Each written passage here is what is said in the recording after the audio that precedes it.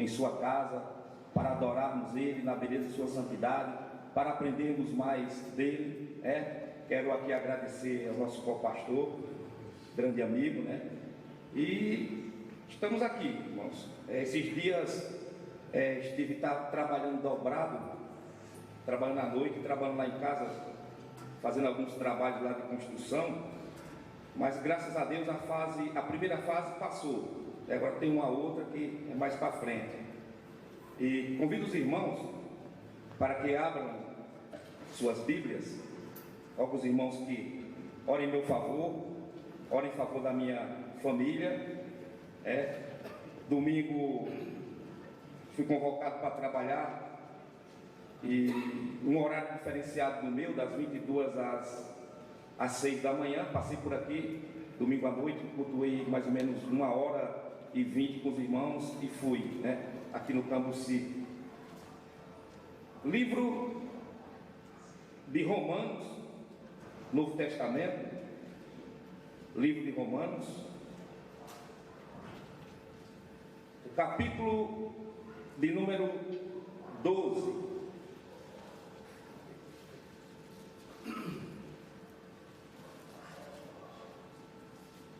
Capítulo de número 12 de Romanos, o versículo de número 1 e 2.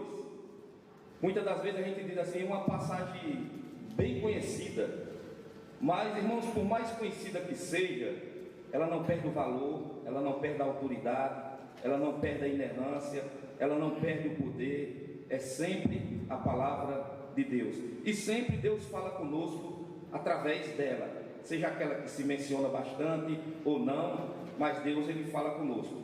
Capítulo 12, versículo número 1 e 2, que diz assim: rogo-vos, pois, irmãos, pela compaixão de Deus, que apresenteis o vosso corpo em sacrifício vivo, santo e agradável a Deus, que é o vosso culto racional. E não vos conformeis com este mundo, mas transformai-vos pela renovação do vosso entendimento, para que experimenteis qual seja a boa, agradável e perfeita vontade de Deus. É bem citado esse versículo, vez por outra em pregações cita. Agora, irmãos, eu queria percorrer com os irmãos aqui esses dois versículos lidos, meditar um pouco aqui. Digo para os irmãos que não vou ser pesado, nem vou falar bastante a ponto de ultrapassar o horário, Mas ele começa, irmãos, dizendo: rogo-vos, pois, irmãos, pela compaixão de Deus. Ele começa com um rogo. Eu fui procurar no dicionário para saber o que é esta palavra rogo-vos. E rogo-vos quer dizer pedir com insistência e humildade, suplicar, solicitar com empenho. Então, irmãos, o motivo aqui foi bem interessante, foi urgente, foi importante para o apóstolo Paulo pedir com rogo, como ele diz, rogo-vos, E ele pede, é como se ele estivesse pedindo com insistência, pedindo com súplica. É mais do que pedir somente, quando roga. Então ele pede dessa forma, com súplica, ele pede com insistência, porque, irmãos, o que ele estava pedindo aqui era algo muito, mas muito importante mesmo. Aí ele continua, quem apresenta pela compaixão de Deus, pela compaixão de Deus. Tem algumas traduções, algumas versões, que vai dizer assim, pelas misericórdias de Deus. Aqui fala pela compaixão de Deus. É possível que alguém aí com a Bíblia diferenciada está nessa tradução que diz pela misericórdia. Essa aqui, que é a corrigida, diz pela compaixão. É a mesma coisa aqui, irmãos, misericórdia e compaixão. Eu estava meditando, irmãos, nos atos de misericórdia de Deus para conosco. Veja que o pedido que Paulo faz aqui não é um simples pedido, porque ele pede, ele roga pela compaixão de Deus, ele pede pelas misericórdias de Deus. Irmãos, e na própria carta aos Romanos, nós podemos encontrar algumas passagens que falam como é que Deus se compadece de nós. A gente sabe, irmãos, que se não fosse as misericórdias de Deus, nós não estaríamos aqui. Você não estaria aí, eu não estaria aqui no púlpito fazendo uso da palavra. Se estamos aqui, é pelas misericórdias de Deus. Louvado seja Deus, pelas compaixões de Deus. Aleluia! Aí ele manifesta, irmãos, essas suas misericórdias, essas suas compaixões. Primeiramente, ele manifesta pela graça.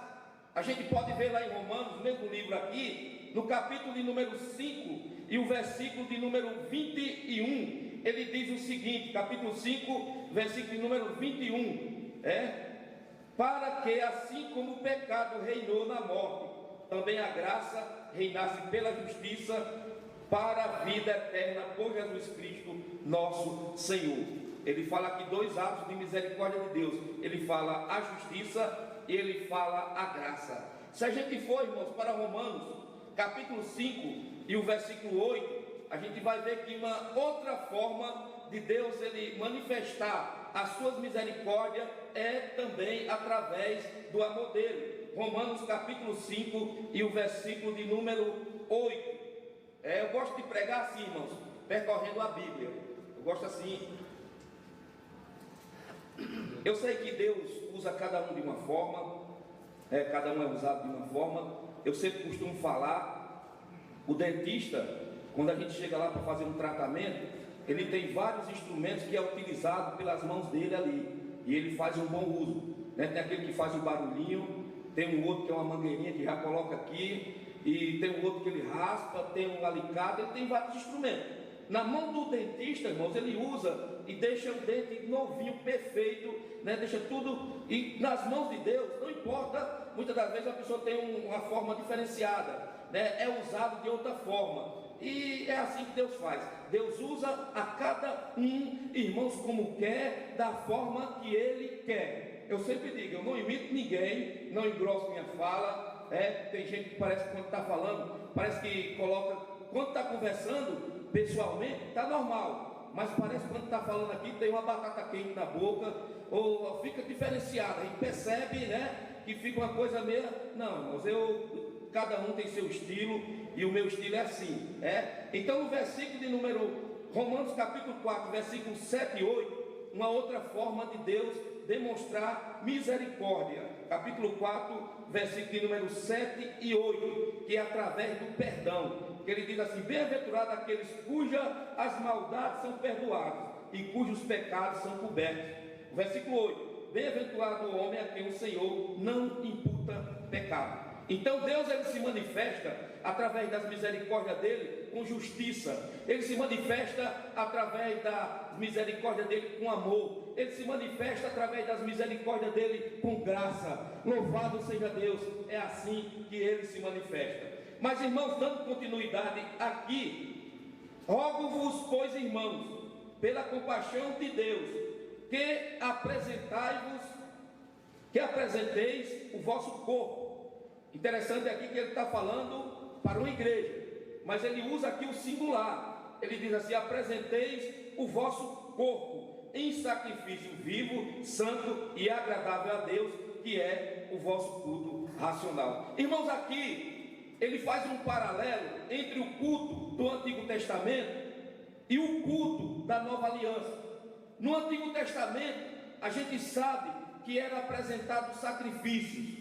Ali se apresentava sacrifício de touros, sacrifício com animais, com ovelhas, e aquele sacrifício, e diz a Bíblia que nunca perdoou pecados, né? Ele somente cobria. Mas os homens no Antigo Testamento faziam isso, era uma figura, era um tipo de Cristo. E nesta noite, irmãos, ele diz para nós também apresentar alguma coisa. Só que não é mais uma ovelha, só que não é mais um boi, não, nada disso. Ele diz para que apresente. Eu acredito que todos que estão aqui nessa noite têm algo a apresentar a Deus. Louvado seja Deus, oh aleluia. E ele fala que apresenteis o vosso corpo.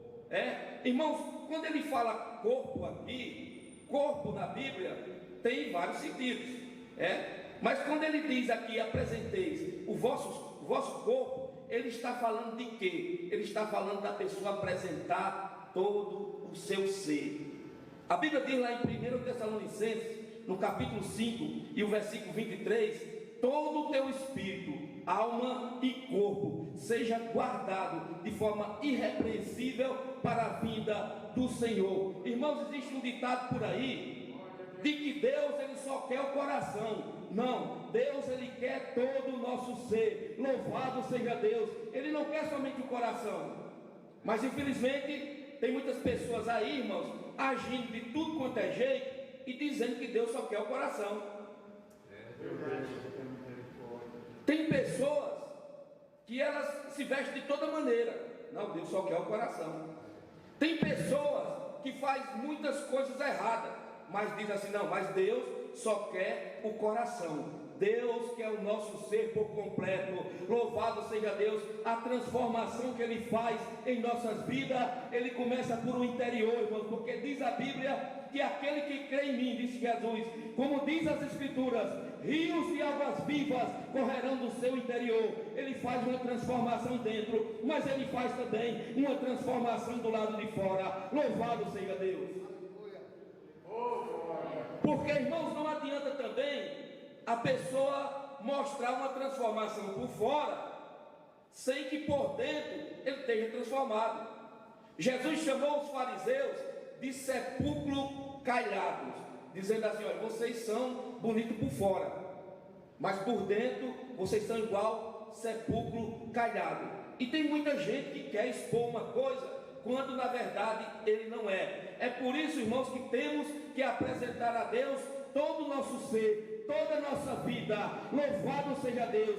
Como somos por dentro transformados, também devemos ser por fora transformados, porque a Bíblia diz que o nosso corpo ele é templo do Espírito Santo de Deus, e diz que o Espírito Santo de Deus habita em nós, porque diz também que fomos comprados por um bom preço, e ainda diz assim, glorifica a Deus o corpo, porque foi comprado por bom preço. Louvado seja Deus. Aleluia! Essa igreja foi comprada por bom preço, foi comprada com sangue precioso de nosso Senhor e Salvador Jesus Cristo. A Bíblia diz que o Espírito que nós habita, ele tem ciúmes de nós. Oh, aleluia! O Deus que habita em nós, que é o Deus que está aqui nesta noite, é um Deus que quer ter um compromisso muito mais sério conosco, um compromisso muito mais próximo conosco. Ele quer ter comunhão conosco. É por isso que devemos nessa noite entregar todo o nosso ser sem reservas ao Todo-Poderoso. Louvado seja Deus. Aleluia! Irmãos, quando Moisés foi tirar o povo do Egito, tem uma parte que Faraó disse assim, olha, deixa pelo menos uma parte aí, deixa as crianças, mais ou menos isso. Moisés disse, não vai ficar nenhuma unha, que os que estão aqui nessa noite não tem nem sequer uma unha no Egito, porque foi comprado por bom preço. Oh, aleluia! Devemos entregar a Deus todo o nosso ser, toda a nossa vida. Louvado seja Deus. Aleluia! Devemos, irmãos, a cada dia tomarmos cuidado. Mas veja que ele diz, né, que devemos apresentar o nosso corpo em sacrifício vivo e santo. Quando ele diz sacrifício aqui, eu creio que todos nós entendemos. Nós que somos crentes entendemos que isso aqui não diz respeito a gente subir uma escada de joelho. Isso aqui não diz respeito a nós carregar uma cruz de um lugar para o outro. Me recordo quando eu era criança, lá no Ceará, vinha um homem puxando uma cruz e ele ia rumo ao Canidé, levando essa cruz, puxando essa cruz. Ainda bem que a cruz que ele estava levando tinha uma rodinha na ponta de baixo, então ele ia só arrastando, puxando. Mas mesmo assim, irmão, ele estava se deslocando de um lugar longe para outro local longe e achando que estava fazendo alguma coisa para Deus. E nós sabemos que o sacrifício foi feito na cruz do Calvário. E nós entendemos que o sacrifício que ele está dizendo aqui, nós vamos entender daqui a pouco mais. A gente sabe que não tem nada a ver com esse tipo de sacrifício, porque a gente foi lavado e redimido pelo sangue de Jesus, pelo sacrifício da cruz. Louvado seja Deus. Aleluia. Aí ele continua, irmãos, dizendo, é um sacrifício vivo e santo. Irmãos, que sacrifício é esse? Vamos abrir aí. Agora eu peço a ajuda de um dos irmãos. Glória a Deus. Livro do apóstolo Paulo, Colossenses, do apóstolo Paulo, carta aos Colossenses, no capítulo 3 e o versículo de número 5. Alguém que tem uma voz bem audível aí, desembaraçada, leia aí para nós.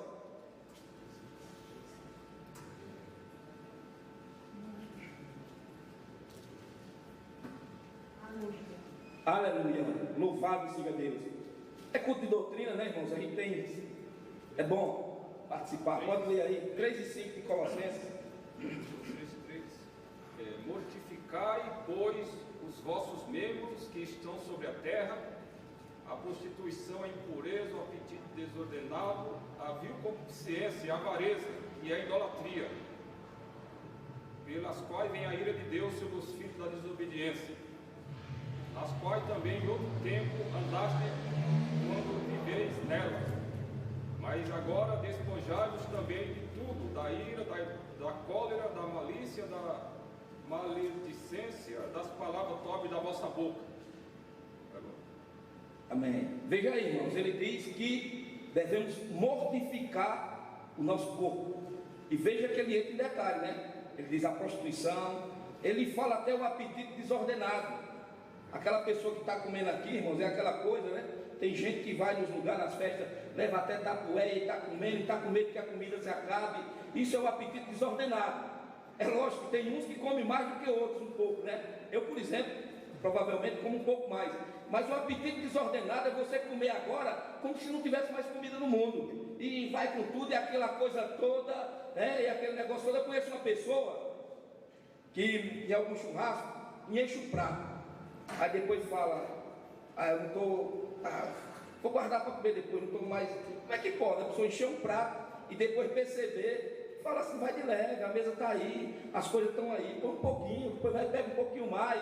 Até isso ele fala, irmãos, o apetite desordenado. E ele fala, outras coisas mais, ele coloca nessa relação, mas ele diz que tem que mortificar o corpo. Quem mortifica somos nós. Mortificamos com a ajuda do Espírito Santo de Deus, mas tem que nós fazer essa parte também. Quando vamos lá para Lucas, no capítulo número 9 e o versículo número 23, Lucas capítulo 9 e o versículo número 23, tem algo interessante também sobre isso. Veja o que é que ele diz, versículo 23, e dizia a todos: se alguém quer vir após mim, negue-se a si mesmo, tome cada dia a sua cruz e siga-me. Não é uma cruz de madeira, como eu tinha falado ainda agora, e está dizendo assim, negue-se a si mesmo. Quando vamos lá para Gálatas, no capítulo 2 e o versículo número 20, também temos uma mensagem muito importante relacionada a isso. Gálatas capítulo número 2 e o versículo número 20, Gálatas fica lá depois de 2 Coríntios, capítulo 2 e o versículo 20, ele diz bem assim, irmãos: já estou crucificado com Cristo, e vivo não mais eu, mas Cristo vive em mim, e a vida que agora vivo na carne, vivo na fé, no Filho de Deus, o qual me amou e se entregou a si mesmo por mim. Já não vive mais eu, é Cristo que vive em mim. Eu acho interessante, irmãos, uma frase de Lutero, que ele diz o seguinte, ele fala assim: eu pensei, são as palavras dele, eu pensei que o miserável do velho homem tinha morrido afogado nas águas do batismo, mas não, ele ainda está vivo, porque, irmãos, vez por outra, a natureza carnal ela quer reinar, vez por outra, a gente faz algumas coisas que não devia fazer, vez por outra, a gente, e se não tomarmos cuidado, aos pouquinhos as coisas vão entrando, a gente vai, irmãos, ninguém desvia, ninguém sai da igreja de uma hora para outra. Eu sempre falo isso, está aqui cultuando, de repente sai lá fora e diz, não, agora eu não venho mais na igreja, vou sair. Isso não acontece assim, de uma hora para outra. A pessoa não pensa de uma hora para outra e faz de uma hora para outra, vem aos poucos.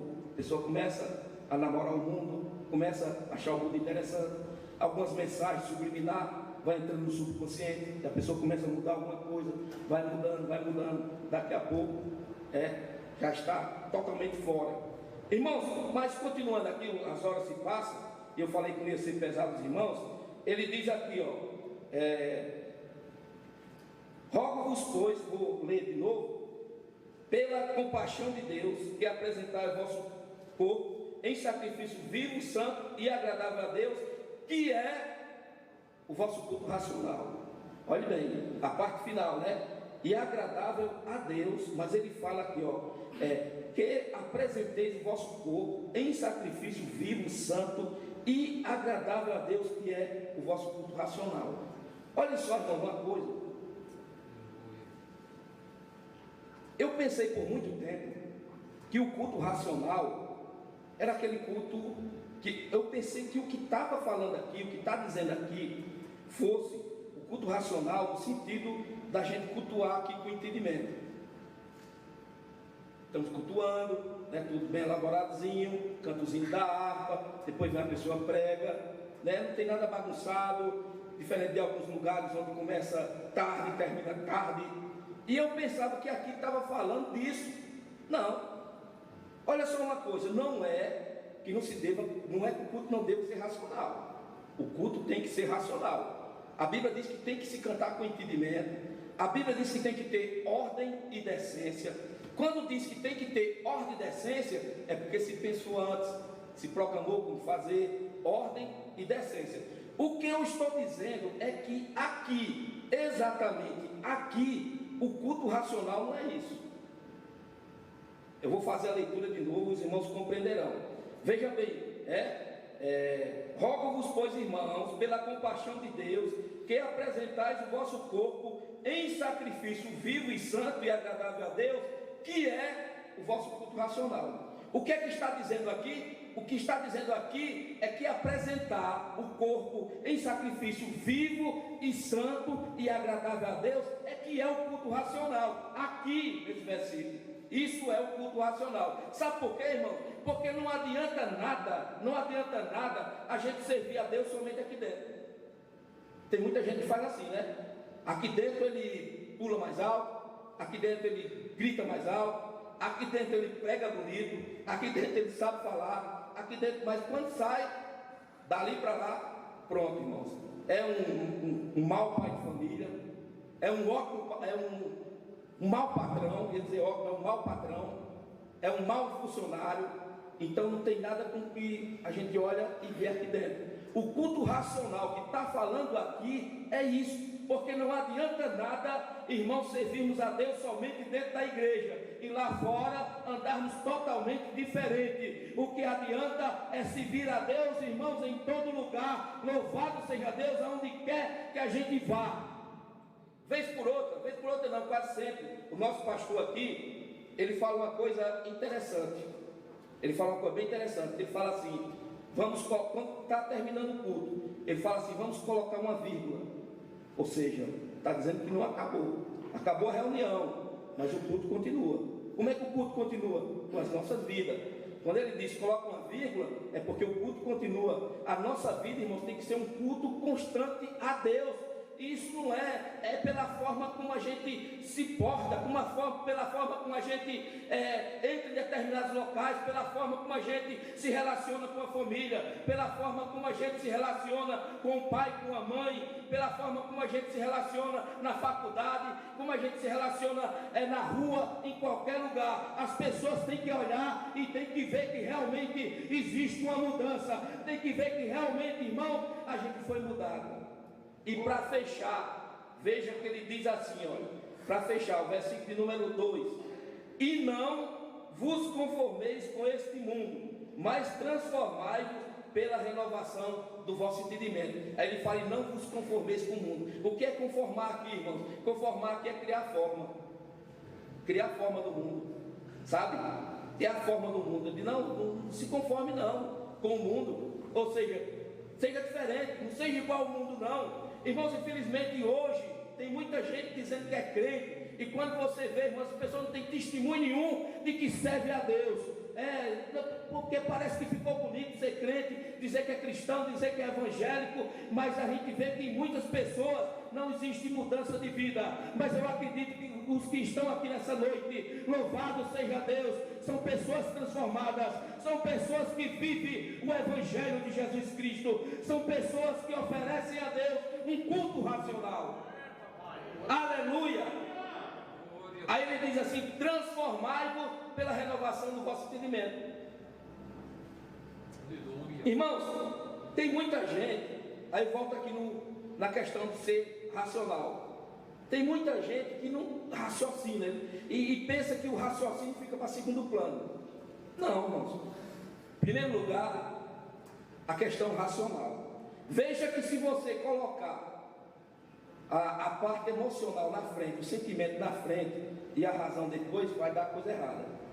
Vai dar coisa errada, não vai dar certo. Primeiramente, racional. Primeiramente, ser racional. Pensar. Porque se coloca primeiro a emoção, irmãos, a coisa é complicada. Não pode colocar primeiro a emoção. Colocar primeiro a razão. Né? E tem muita gente que acha porque é algo do Espírito Santo e porque tem que ter ali o sentimento, não tem a razão. Tem que ter a razão. Repito, irmão, sem a razão primeiro a coisa fica complicada. Então tem que ser racional, tem que ter a razão. Então ele fala de entendimento. Tem um versículo que fala que nós temos a mente de Cristo. Tem um versículo que fala que nós temos que ter o capacete da salvação, o capacete na cabeça, que é para evitar que o inimigo venha na mente. Então os crentes em Jesus Cristo, eles pensam, os crentes em Jesus Cristo, eles são racional, os crentes em Jesus, apesar de ter a parte emocional, mas tem a parte também racional. Então, irmãos, já para fechar aqui, repito, primeiramente ele roga, depois você vê que a situação é urgente, depois a gente vê aqui que ele fala que o culto racional aqui, né, não descarta a possibilidade do crente ser racional, não é isso, mas o culto racional é oferecer o corpo em sacrifício vivo, santo a Deus. Isso é o culto racional. Que Deus abençoe a todos e que o Espírito Santo de Deus ele fale de uma forma mais poderosa em vossos corações, né? O relógio ali já está mandando parar, eu acho que até passei ali um pouquinho, mas é isso aí, que Deus abençoe a todos, e que o Espírito Santo de Deus fale de uma forma muito mais poderosa em vossos corações.